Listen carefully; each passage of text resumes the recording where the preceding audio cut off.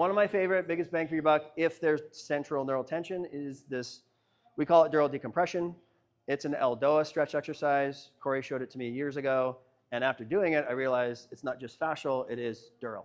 So the easiest way to set this up, have your client lay on the floor, bum against the wall, swing the legs up. Okay, shoulder width apart, toes to nose, turn them in. Most people, they're going to feel tension in the outside leg. As long as there's no numbness, tingling happening right away, they're okay. Palms up towards the ceiling, protract, reach, turn, and drop.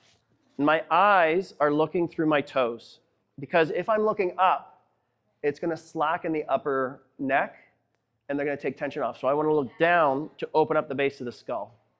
And with Michael, who showed us that he's got some upper CV tension, this is going to be an important segment. And all they're doing is breathing. Big belly breath in, long exhale out. And after each breath, tell them, well, if you can find more slack, take it up. So turn the toes in, turn the hands out, exhale, and they're doing 10 breaths. If they have difficulty in the shoulders and they can't get the arms to the ground, put a foam roller underneath there. If their head's falling too far back, put something underneath their head.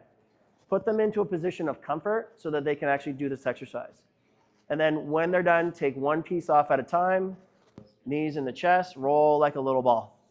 Don't have them twist, because then you're going to wind up the dura again. If they come off the wall like this, they just quickly stretched everything, it might wind it back up. So let's just avoid it.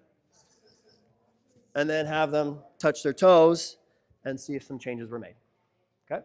So everybody, everybody feet together, touch your toes. Legs straight. Got it? Wally, that's amazing. Yep. Now everybody go up against the wall. Okay? 10 breaths, and then we'll measure change afterwards, all right? So find a piece of wall. Okay, lay on your side. Easiest way. Yep, lay on your side. Okay, Caleb's going to do the scoochy scooch. There you go. Legs up. And if they can't, we'll go through a modification. Some people just are so tight, they can't get the legs up on the wall. We'll go through a modification. So turn the toes in, knees are locked, hips are turned in, reach palms up towards the ceiling, press them out, turn them out, drop them down. Okay? Eyes look through the toes. You feel stretched there at all? Yeah. A little bit? What about there? Yeah. Yeah, okay. Is anybody getting a pinchy shoulder? Everyone's shoulders are okay with this? So with Corey,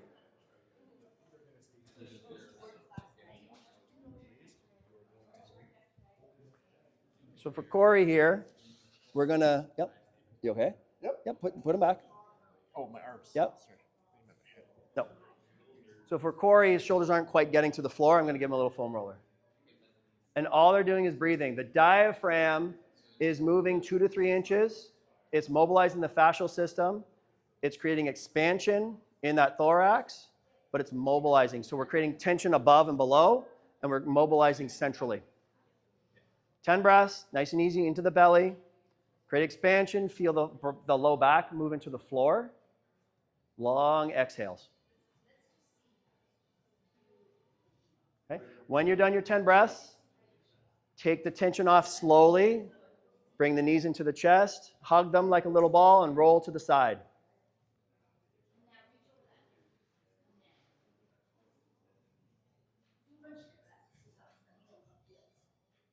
Okay. This should be comfortable. This should not be painful anywhere that we do it. If they are just uncomfortable, what are they going to do with their breathing? Probably hold their breath, panic a little bit, sympathetically driven. We want to keep them into that parasympathetic state so the body relaxes, opens up. Okay? When you're done, don't twist like that. Hug your knees like a little ball. Stand up, check your toe touch, and see if anything's changed.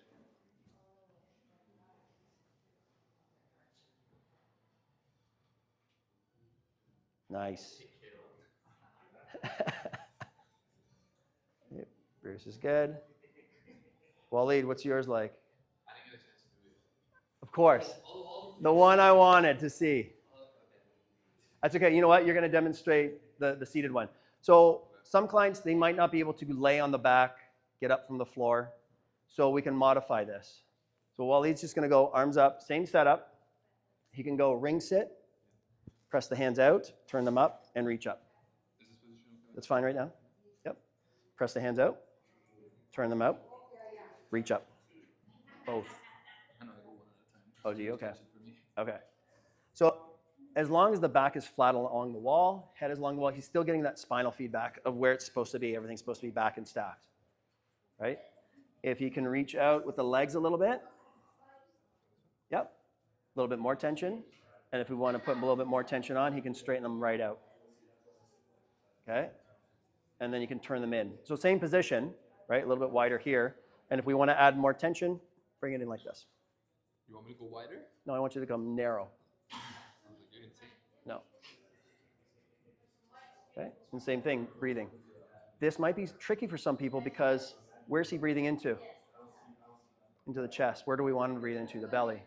So just the effects of gravity and the posture muscles having to take over and hold him upright, he's feeling these upper muscles. Whatever you can feel is where you're going to move into. So that's why I like the ground supported ones, because it takes gravity out of the equation, all the posture muscle tone out, and allows breath to move into where we want it to.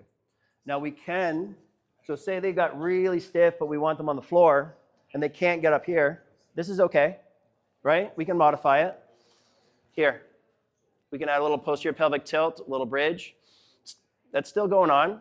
We can add one leg at a time, and then we can slowly start to tease them out, okay? Just based on principles, get creative with the positioning and the individuality for your clients. Because if we need to work on central neurodynamics and create space in the spine first before we start stabilizing and moving around it, that's the key thing. Okay? Cool. So using a kettlebell, what do we got? We got Corey, who's hypermobile. For your clients who are hypermobile, who respond to that cross chord reflex, giving them some kind of resistance to hold on to facilitate stability at the spine might be what they need. So we can use a kettlebell to facilitate that. So we have them rack it, and we can do nerve flossing right here, okay? Chin is packed, so I'm still opening up the neck. I can floss at the ankle. I can floss at the knee. I can floss at the hip, okay? And just doing this, I've got my posterior pelvic tilt, so I can stabilize here. If that's comfortable, now I can slide out here. So I'm doing an isometric tensioner here with that elevated leg as I slide this leg in and out, okay? So, and if I can go on here, now I can mobilize hip, knee, and ankle, okay? And if I want to add a little bit more tension, I can turn it into a little bit of a sit-up. Add a little bit more tension on the backside. Floss the ankle, floss the knee, floss the hip, okay? Try that, and then check your toe touch, check your straight leg raise. I think Bruce will respond well to this because he showed some stability stuff. He's got good mobility, a little bit of end range tension, possibly because he might be getting away from controlling his lumbopelvic region. You need to be worried about in the spine doing this particular exercise. What would I need to be? Potential herniations or bulges or anything. So it's such low weight and the spine supported, I'm not really overly concerned. Like just in terms of that flossing, like. Yeah, so if they've got an acute disc bulge where it's herniated or prolapse or whatnot, we need to centralize that anyway, right? So once it's centralized and it's stable, then we start adding nerve mobility. We don't want to do any kind of flossing. If there's an acute disc that keeps, slipping out, we don't want to do any kind of spine flexion. We need to keep it neutral or extended to keep it reduced. So stabilize. If your back is arching with an extended leg, the exercise is no good. Because what are we doing if the back is extended? Posterior pelvic tilt, lumbar spine is flat, stable. If you need to push that opposite foot into the ground to maintain it, floss. Ankle, knee, hip. Okay? And then if it feels good, the progression is slide that leg out.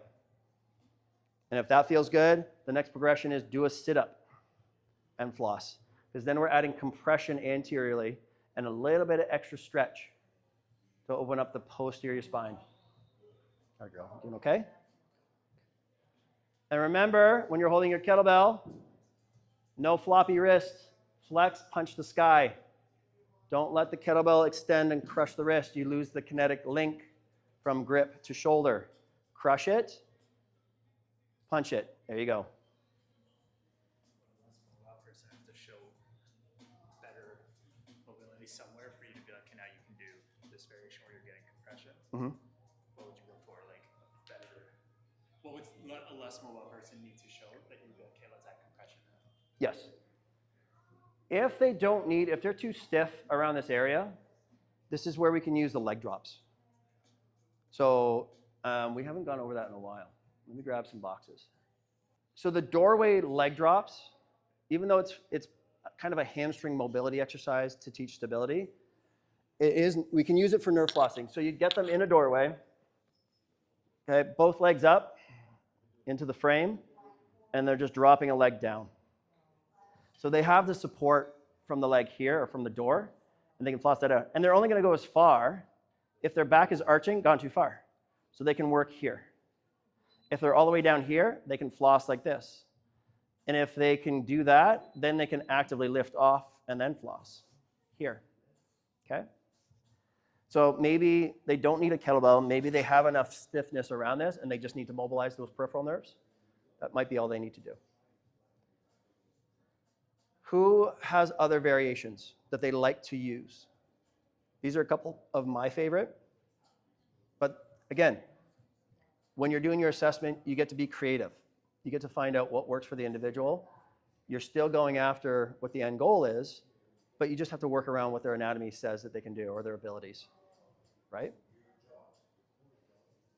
Brucey, do you have any favorites? Yeah. Oh, there's Santiago. So what I'm using with this kid, yeah. So this kid, he has a cherry malformation. Yep. Very high tension Yep. dura. Yep. So and he's got like almost like a retrolithesis of his like L5. Oh, wow.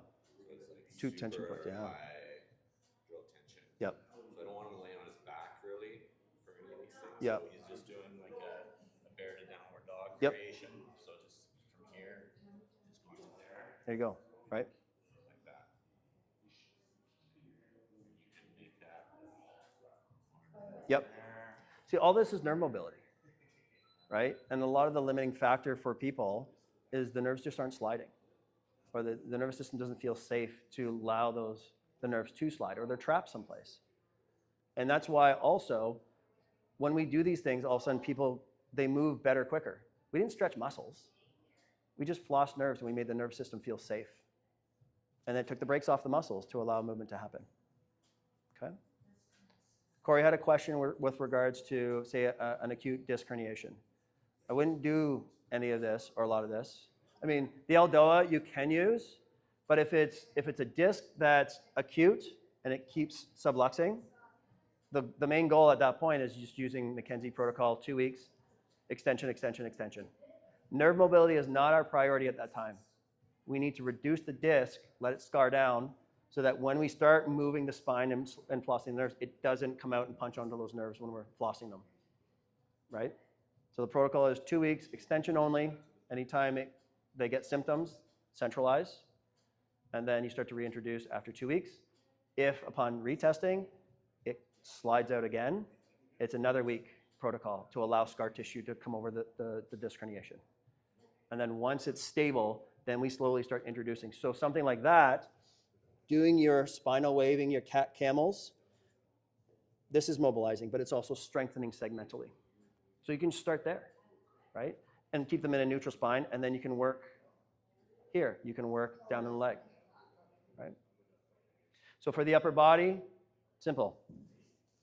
With our client yesterday, and I've had this happen in the past, giving somebody nerve flossing, they're like, well, it made me worse. I was like, well, that's weird because you felt good after. Show me. This is what they're doing. I don't think that's good nerve flossing because they're mobilizing everything. So what we have to do, maybe we give them up against the wall, stack them, slide them to make sure that they're aware of what they're doing. Because if I do this, now they're aware, they have that external feedback of what they're doing with their position and their posture. So we just do some nerve sliders here, okay? Or you can do tensioners. And if they're pretty good, then you can anchor them and do wipers here, either at the neck or at the wrist and the shoulder. But tensioners are more for less acute. If it's acute, we want to just slide and glide or floss. And when it's less subacute or it's just more tightness, we can go into tensioners. Tensioners are more for that end range, last little bit. If they're really stuck, here, just stick with the flossing. And just use whatever test came up is their floss. And then you can get creative. You can get your teacup drill going. Those are fun ones. Show teacup. Yeah. But Kobe was saying, oh, you show me the peripheral nerve tension stuff. And I was like, just do a teacup drill. yeah, right? And as long as they're okay to move through here, then it's appropriate. But if we need to stabilize them, then they just need to be more strict. That's all. Cool? Any questions? These are very basic. You can get creative with them. Again, modify if a certain exercise doesn't work for someone's anatomy. If someone's super kyphotic, don't have them do an LDOA or a decompression exercise because they just can't get that thoracic spine moving first. So that takes priority, and that's going to mobilize it. And like Bruce's client, he's like, well, getting them laying on the ground is a little bit contraindicated because the segments can't handle it. Great. We'll just do some spine suspended stuff. Just go through the positions of the spine. Supported, suspended, stacked. Okay? Even doing this is nerve mobility, right? But it's also proprioception. We're working through full ranges of motion of the spine, and it's just joint circles. We don't have to get fancy, just get creative with the basics.